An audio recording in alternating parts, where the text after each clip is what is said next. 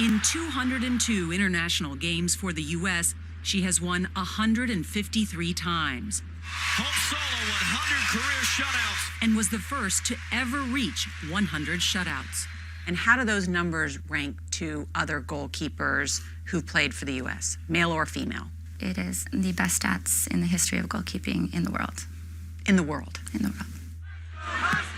But numbers alone don't tell the story of one of the greatest to ever play the game. Solo's intensity has helped power the U.S. to become the #1 team in the world, and her voice has led an important fight for equal pay for women. As you're about to hear, Hope Solo's got strong opinions on a lot of things, including the type of youngster who should play her position. They used to put the overweight kid in goal, which is one of my biggest pet peeves here in America, because goalkeepers need to be fit, they need to be agile, they have to be hardworking, and there's no reason to have overweight goalkeepers. Hope Solo has won more games and recorded more shutouts for the U.S. women's national soccer team than any other goalkeeper in history. But the numbers alone don't tell the story of one of the greatest to ever play the game. Solo is a fighter whose intensity and drive for greatness has powered the U.S. to become the #1 team in the world and pioneers in a campaign for equal pay. But the same fire that makes Solo so good has also gotten her in trouble with opponents, teammates, the law, and her bosses at the U.S. Soccer Federation. Last August, they terminated her contract and suspended her for 6 months. Not long after, she had shoulder replacement surgery, putting her playing future in doubt. But she isn't yet ready to concede. This particular moment in her life seems pretty well described by 7 words the goalkeeper has tattooed on her back. Persecuted, not forsaken, cast down, not destroyed. Mm-hmm. And when you get knocked down, get up, basically. And why did you have that tattooed on your back? Because you always have to keep fighting. For nearly 20 years, Hope Solo has been fighting, saving, and winning in goal for the #1 women's soccer team in the world. Super Solo indeed. In the 2012 Olympic finals versus Japan, she was the difference between silver and gold. Do you think it's the hardest position on the field? Yeah, I do. Absolutely. It's mentally the hardest position on the field. I may not be, up front scoring goals, winning games, but I can save a game and I can keep a team in a game. And I truly believe that you're not going to win any major tournament without a great goalkeeper. Case in point, the 2015 World Cup in Canada, where Hope Solo proved again that the #1 on her jersey is not just for show. Is there a greatest moment in your career? Winning the World Cup. I mean, it's everything I had ever wanted was to win that World Cup trophy. In 202 international games for the U.S., she has won 153 times. Hope Solo 100 career shutouts. And was the first to ever reach 100 shutouts. And how do those numbers rank to other goalkeepers who've played for the U.S., male or female? It is the best stats in the history of goalkeeping in the world. In the world? In the world. Do you feel that's been acknowledged? No, I don't. Solo may feel underappreciated, but her career hasn't been all gold and glory. When the ball went through my legs in the Olympics, this last Olympics against Colombia, It's through the legs of Hope Solo. I just was like, oh, ouch, that happens. But I stood in front of the cameras and I just said, you know what? Welcome to goalkeeping. That embarrassing lapse on the field was only the beginning of what could be the end. A devastating upset against Sweden in the quarterfinals followed. The Swedes played ugly, hanging on for a draw in regulation and then winning in a penalty shootout. Hope Solo said after the match that the better team had lost. She added that the Swedes played like cowards. When a reporter tweeted that out, all hell broke loose. Solo's contract with the U.S. national team was terminated, and she was suspended for 6 months. A documentary crew from a company called Fullscreen was following her when she got the news. Terminated contract, effective immediately. Terminated contract, not just a suspension. U.S. Soccer said in a statement that her words were unacceptable and their action took into consideration past incidents. Were you surprised that calling another team cowards ended up being a fireable offense? I never thought you could get fired for being a poor sport. I was a poor sport. We just lost the Olympics. We're supposed to be the #1 team in the world. It's okay to be passionate. It's okay to hurt. Not widely known is that for several years, Solo had been playing with a different kind of pain. Before her U.S. Soccer health insurance ran out, she decided to use this forced sabbatical to have long-needed surgery on her right shoulder. Can I see your scar? Can you tell Of me? course. Tell me what they did. Complete shoulder replacement surgery. I now have a titanium rod going down all the way to my elbow. The rehab is tough. It's about a 2-year full recovery. I'm way ahead of schedule. So I expect to be back and able to perform at a high level within the next year. Hope Solo's road to recovery runs straight across the country. Hi. She and her husband, former NFL tight end Jerramy Stevens, and their 3 Dobermans are driving their RV from Seattle, where they lived, to a new house in North Carolina that they're building. We caught up with them outside Little Rock on the banks of the Arkansas River, where Solo seemed to be on a working holiday, enjoying the trip, but also continuing the rehab on her shoulder and staying fit. Do you feel like it's the first time you've ever really taken a lot of time off? Absolutely. This is the first time since I started playing soccer. Hope Solo started playing as a little girl in Richland, Washington. Mostly raised by her mother and grandparents, her father was a homeless Vietnam veteran who drifted in and out of jail. But he still came to see her play. She didn't begin her career saving goals, but scoring them as a forward. So then how'd you end up in the goal? Goalkeeper got hurt, and our coach says, "Who wants to try out for goalkeeper?" We all were like, "Oh, I'll try." We all raised our hands and lined up to get in goal. You know, back then, goalkeepers weren't necessarily quick and agile and fit and fast. They used to put the overweight kid in goal, which is one of my biggest pet peeves here in America, because goalkeepers need to be fit, they need to be agile, they have to be hardworking, and there's no reason to have overweight goalkeepers. Tell us how you really feel. To me, that's respecting the position. People kept saying you could be the best in the world. You know, there aren't a lot of great goalkeepers. And I think people just saw my potential. People said to you, you can be the best in the world. You believed them. I did. I wanted to be the best at something. I wanted to be great. And it felt like my ticket. Shoots, deflected by Solo. At the University of Washington, Solo smashed every major goalkeeping record, and while still in college, debuted with Team USA. She says she'll never forget the lessons taught to her by some of the giants of the game. For the goal! Like the time Mia Hamm told her she was kicking the ball wrong. She just stops. It goes right to her, and she just stops. And she's like, "You need to learn how to bleepity bleep, drop kick the ball before I ever try and hit that." And I just was like, This is Mia Hamm to you. oh my gosh. I worked every day after training on my drop kick, and then I can proudly say that I have one of the best drop kicks in the game. But it was Because of Mia Hamm. all because of Mia Hamm.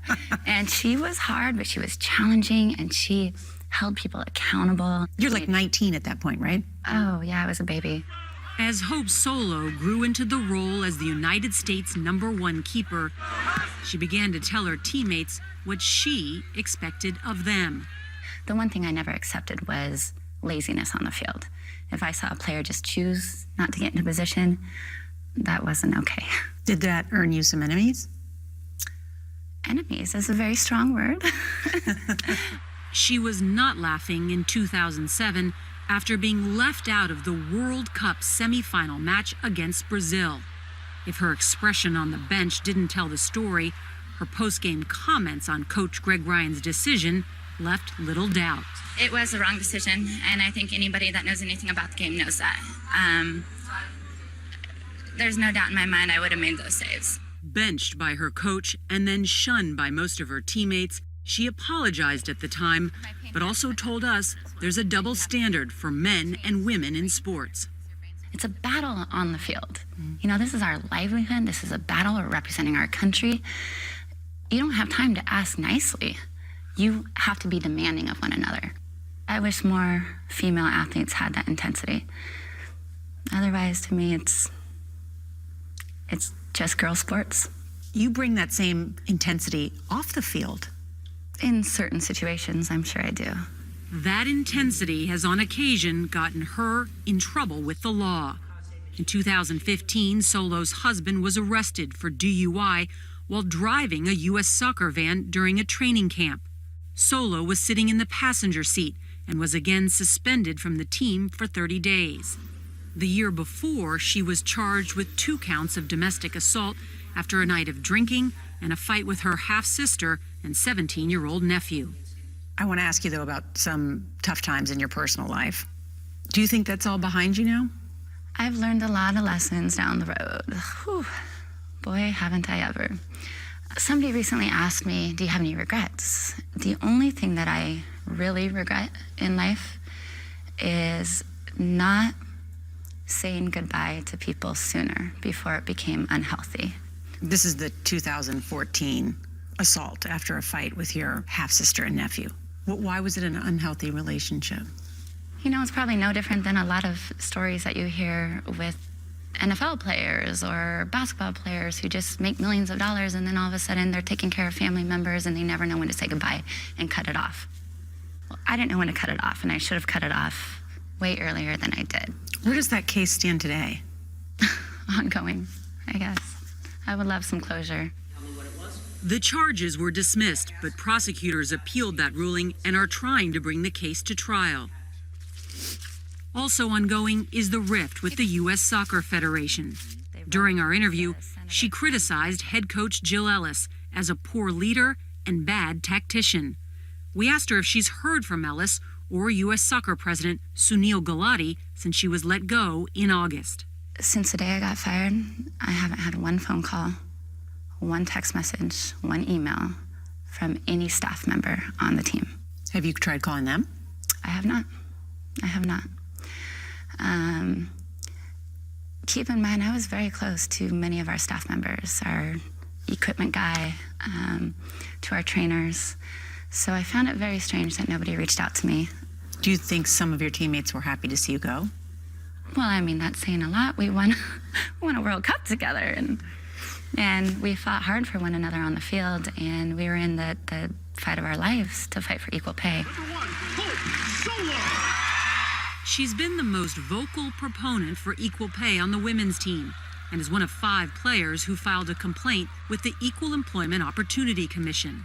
It accused U.S. Soccer of breaking laws that protect female employees against gender discrimination. The women typically make less money per game than the U.S. men's team. I think the Federation thought that if they removed me from the team, then they could also remove me from this fight for equal pay. And they got that wrong because I am more impassioned about this fight now than I ever have been before. U.S. Soccer President Sunil Gulati declined our interview request and insists Hope Solo's role in the equal pay fight was unrelated to her being kicked off the team. Last fall, we asked U.S. national team captains Carly Lloyd and Becky Sauerbrunn if the pay dispute had anything to do with her firing. Do you think that Hope Solo's prominent position in this fight had anything to do with her being kicked off the team? I think there were multiple things that led to Hope's suspension and termination, but I'm not sure. Could it be? It could possibly be. All I know that is if U.S. Soccer did do that and they think that, silencing Hope or terminating Hope would make our fight not as strong, that they're very mistaken. It's not going to get easier for them. The women's employment contract with U.S. Soccer expired on December 31st. They told us last fall they were prepared to strike, but have not filed the necessary paperwork to do so. Late last year, the team decided to fire their own lawyer, Nichols, who had been personally recruited by Solo to play hardball with U.S. Soccer. The Players Association issued a statement, and they said, we are focused on productive conversations with U.S. Soccer regarding our future. What do you think they meant by that? Productive. They want to be nice. They want to play nice. Playing nice doesn't get results. You have to negotiate, though. You do have to negotiate. You have to negotiate. And I know how the Federation negotiates. They tell us what kind of contract they're going to give us. There is no negotiating. They don't negotiate, and that is why we have to come to the table and fight and change the way they've done things for the last 20 years. But Nichols also drew a line in the sand and said, we're not negotiating until we get to equal pay.